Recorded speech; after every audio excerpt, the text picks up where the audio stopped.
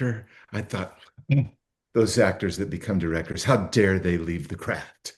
Because I was such a purist and just so defiant in my own way. Now I'm like, oh, well, no wonder. So yes, it opens up a different chapter and it's just an evolution. It's a long walk, this thing called life. So it's a blessing that I've been given this chance to direct this film. Well, this must have been a great advantage, Sarah, because that means he can speak to you as an actor as well. Exactly. He has all those years of experience in front of the camera and film and TV, and he was able to, he gets it, And so he can, we speak the same language. He'd be like, Sarah, do this. Okay, got it. Like, it's like we get each other. And I know, I mean, so much of that is because he's a wonderful human and so artistic and poetic. And then a lot of that is because he's a wonderful actor too. And I must say on Sarah's side, and she was right, the blah, blah, blah, blah, blah. But I literally would go whisper in her ear, Sarah, blah, blah, blah, blah, blah. And all of a sudden these colors would explode, you know. And so she gave me and the movie uh, a rainbow of colors. I've said it before, but it's so true. And layers and layers and layers of emotion that weren't on the page. I must promise you that. So actor to actor, director to actress, it was a joy to work with Sarah. Thank you, William. And you wear different hats. You directed, fully directed on your own. But you're also a co-writer, co-producer. So as a co-writer, why made you dive into your first directorial debut with a Western? Grainger Hines, who I'd worked with about 13 years ago on a Western where we met, had read the first draft of the script, and he calls me one day about 4 years ago and says, I just read a script and I think you need to direct it. And I was like, wow, can I send it to you? I was like, yeah. And I had directed a short film prior that Grainger had just watched. So I read the script, called him back in 90 minutes. I go, this script is really good. He goes, yeah. And he goes, and I think you should direct it.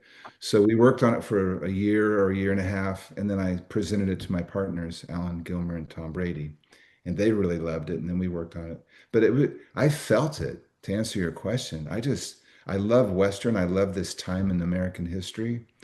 And I love this story. The twist, you've seen the movie. The twist, without that twist, it probably wouldn't have gotten greenlit because I defy and I dare anyone to tell me they have seen our twist in another Western. I don't think it's possible. I don't think it's been done.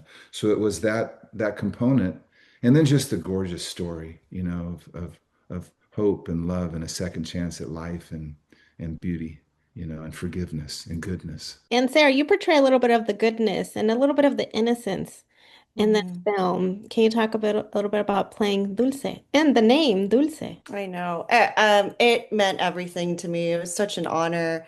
I think William described her as like a light in the darkness. And I just think that's so beautiful. She has such an open heart and she's so loving and giving and trusting, maybe a little too trusting in the beginning, but she's also really strong. She really meets at that intersection of vulnerability and strength, and she fights for what she wants. She fights for her dream. She fights for Marcus. And I admire her so much, and she will forever live as a part of me. Was it the original idea for her to strive and have the passion for music? Did you already play the piano, the upright? Because on your socials you shared you played the organ, but I don't know if that was real. You were. Yeah, yeah, it was real, and in the film as well. That's my real fingers playing. After every shoot day, I'd come home and they had like a little, or to my hotel, and they had a keyboard in my room for me where I could rehearse. And if I wasn't on set, I was in my room practicing on the keyboard. I grew up playing piano, but then life happens, and I turned my focus to acting, and so to get to come back to the piano. It was full circle and beautiful, and there was all these little signs that just let me know that Dulce and I were meant to be. Yeah, I have to chime in on that. The Dulce's love of music and wanting to go to the conservatory of music. And Sarah and I were talking, and I wanted to see her hands on the keyboard. I don't like those movies where the actor's doing this and the camera never goes to their hands. And Sarah, I Sarah hate played, that. yeah. So Sarah played it beautifully. She is a pianist. So, I mean, that was important to me and she crushed it. So It was important to me too to have that, authenticity. And the film, we get to see also Spanish dialogue. So, William, thank you for that. no, my pleasure. It was very, that was also very important to me. I mean, to have two characters that spoke Spanish that were authentic. And so, and again, How Sarah, often do you how often do you see that in a Western? Like a fleshed out Latino family speaking their language in their home. Like I just think that's what's so beautiful about this story in particular. That's something that you don't see in Westerns. And it felt like such an honor to be a part of that. And I love the dialogue and how in one there was a line about the sister says that ves la vida con el corazón. You see life with the heart. With your heart. That's a great lesson. yeah, I think so too. I think so too. I mean, and certainly she has her trials and tribulations from leading with her heart, but I think that's the best way. I really do. And in the end, I mean, I don't want to spoil it, but I just think that's the best way. I think it pays off. I think it pays off leading with your heart. So, Willie, let me talk a little bit about the way the film was shot. I feel like there was a bit of like this other pastel glow Mm. that I actually appreciated. Can you talk about it? pastel glow. Yes, I saw that. The color theme, the theme. Yeah, I've said it many times, but I'll say it to you. I watched so many European films, so I wanted this to feel like a European period piece, not a dirt Western. So the colors were so important to me. The colors of the costumes, the colors of the production design, the cinematography, AJ Rotano, my dear friend, Paula Rogers costumes, Daniel King production design. I wanted all of that to hold hands, and I wanted it to be exquisite and gorgeous. And I think we accomplished that mission. You know, I didn't want people to walk away going, "Oh yeah, it's just another Western with banjos." We have classical music, and so yeah, the colors were vitally important. You know, massive. They're a character in the movie, in my I opinion. agree. Very vibrant. I liked it. Yeah, yeah. Hmm.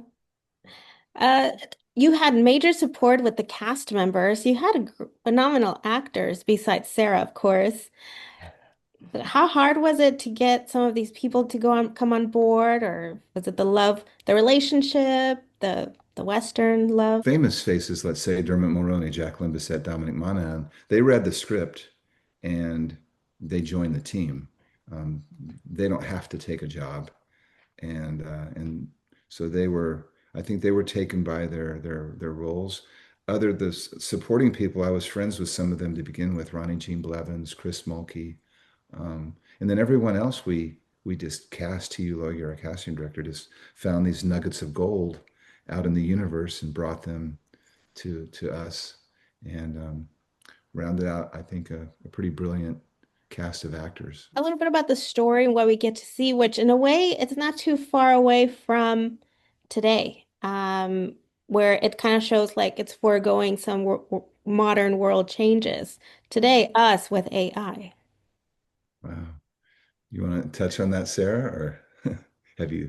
Oh Oh, gosh, that's heavy, William. I'm gonna let you take yeah. it. I mean, like in our movie, we were facing the turn of the century, the advent of the automobile and electricity and medicine and psychology. So it was a very tumultuous time in humanity's evolution. And if you want to equate it today, yes, AI could be the new automobile compared to a horse in a Model T Ford, but we were conscious of that during the script writing phase. We were conscious of it during production. Just the judge Roy Holt. He's in the sheriff's office and he's reading the newspaper. This four-wheeled thing. I'm gonna get me one of those. So we were touching on the advent of mankind's evolution, and comparing it to AI, that's hard for me to do that because that's a whole nother topic, which we need another hour or two to talk about that. Something that's cool though, I will say, I do feel like the younger generations, like, yes, there's interest in AI, but I also feel like there's this real response towards like naturalism. Like it's almost like we want to see real things as opposed to all this AI fake stuff. And I think we did that in the movie as well. Like when you see the beautiful, cliff landscape, I climbed up that landscape in my Converse, like dust flying, slipping everywhere. Like that was all real. And maybe that's why we're attracted to the Western nowadays too, because it's real and it's gritty and it's raw. And I feel like there's some kind of wish to get back to that in a way. That's true, and I got to touch on that. Sarah, there was this shot, camera's way down low, looking up at Sarah on on the edge of a cliff. I was like, Sarah, are you safe? Are you sure? Are you good? She's like, I'm good. I'm standing on this rock. And then Sarah and Blaine, Dulce and Marcus, are overlooking the vast valley. Sarah and Blaine are sitting on this edge of this rock, and our gaffer's like hanging over here, and the cameraman's crouched down, and we got a dude hanging off of a cliff holding on to something for a flag to knock the sun. So it was, we were, as Sarah said, we were getting it for real. There was no VFX making that gorgeous shot. It was on the day. Sarah's in her Converse, being a trooper.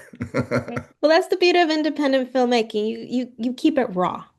Yeah, Yep. Yep. yeah, We even hold for rattlesnake. We had yeah. a rattlesnake. Everybody True. wait. The Wrangler had to come out and I don't want to know I think he just tossed it aside. But yeah. Rattlesnake Wrangler. Rattlesnake Wrangler. Yep. All for the love of film. And I apologize that I'm relating it to AI. I'm not for it. I'm old school. I'm an 80s kid. I love disconnecting from the phone but yeah, it's so relatable. Yep. Yeah, I think we long to get back to maybe that the simplicity of that time. As tumultuous as it was, there's a certain kind of simplicity. We talked a little about the feel of Western. So, but what it is also like additional reasons why Westerns are never get old. Yeah. I mean, Sarah, I've got my thoughts. What are your thoughts? Well, they're classic for a reason. I mean, I think I said earlier, it's the most important things in life: love, death, revenge, redemption, second chances, the hero's journey. It's just such a beautiful way to tell that story of the things that really matter, I think. And it was a select moment in time in all of mankind's history. It only happened in America during that specific period. Good or bad, there was plenty of bad and there was plenty of good. There was plenty of hardship, there was plenty of joy. So, and I've said it before, but it was a brutal time, but it was a beautiful time. And it was so honest. I've done loads of Westerns in my day, and steal a man's horse, well, I guess I got to kill you. It was very swift justice. And in our movie, I adore the goodness must lead the way, and that one man helping another man, helping another woman, to find that second chance at life and love, and just do the correct thing for each other. So I hope Mhm. that message can ripple out into the audience and to the viewers. Well, thank you both for your time. Congratulations with Long Shadows. Thank you, Nancy. Thank you. Thank you for That's your. already Thank in you some so theaters, much. right? Yeah, yeah. November 7, we're from LA to New York and everywhere in between. So hopefully your audience, whoever you touch base with, can find a theater close. On the big screen, there's nothing better. There's nothing better than going to the movies. It So disconnect from the world. unplug your phone, Yeah, leave it in the with car, leave it at home, that's and just right. go Watch a spend. good story. Talk about it with your family. Talk about it with your friends. Talk about how you relate to it or don't relate to it. I think there's a lot that can be unlocked from this story and discussions that can be had.